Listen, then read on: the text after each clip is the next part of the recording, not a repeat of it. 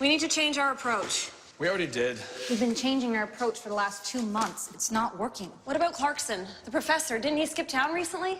The Ivy Leaguer, no, he's clear. He's a dead end. How do you actually know that? As soon as did have a record. Well, stop assuming! There's something we're missing here. Otherwise, this guy would be convicted already. I'll track him down. I'll call John.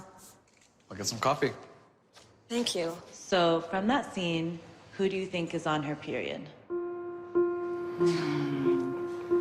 The one on the period was the one with the glasses. Do you think she's acting like that because she's on her And period? that's where the real talk begins. No one better to continue that conversation than this woman. She's been called the most controversial and well-liked bachelorette to date. Best known for her fun-loving, outgoing personality and innate ability to captivate any audience. She's here to talk about shattering stereotypes. Please welcome the beautiful Kaitlyn Bristowe. So good to have you back. Oh, I get an applause. Listen, there's no better representative than you because you do personify real talk. Have you always had this sense of confidence to feel like you could just be your authentic self and face haters?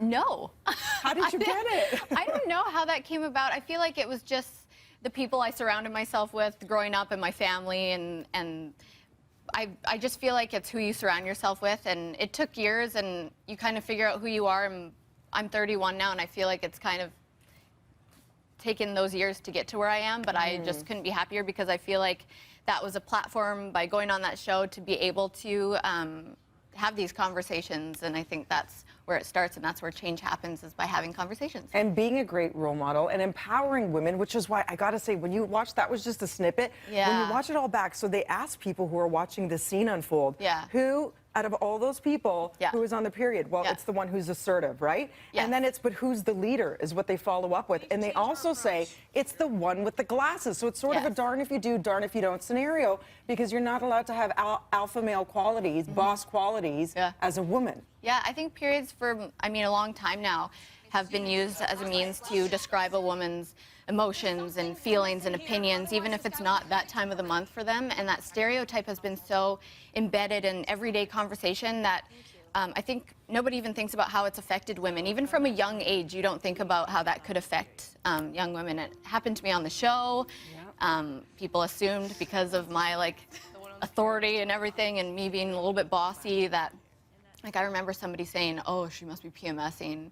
And yeah, I just think that, I mean, it's having the conversation that can change that. And when you guys say 170 years to finally get equal I'm like, but what if we pay? have conversation? I feel like it could change. And that's, to me, what this is about as well, is just having that conversation and Move it forward yeah, faster. like not letting a woman's opinion and attitude discredit, oh, it's that time of the month, or she's on her period. I just think that's, it could ultimately discredit a woman, how she feels about herself in general, and again, from a young age. Amen to that. Let's take a look at your Instagram. I love this one. You wrote, women have wrinkles, they don't age well, women get Botox, WTF happened to their face, women are skinny, must be anorexic, women are heavier, oh my, OMG, lose some weight, women are powerful and opinionated, she must be on her period. I am sick of it all, women can't win, I don't know what else to do anymore. You just did a Facebook Live, and I would love for women and men to join my conversation about what it will take to spread kindness. Who's with me? Hashtag love yourself,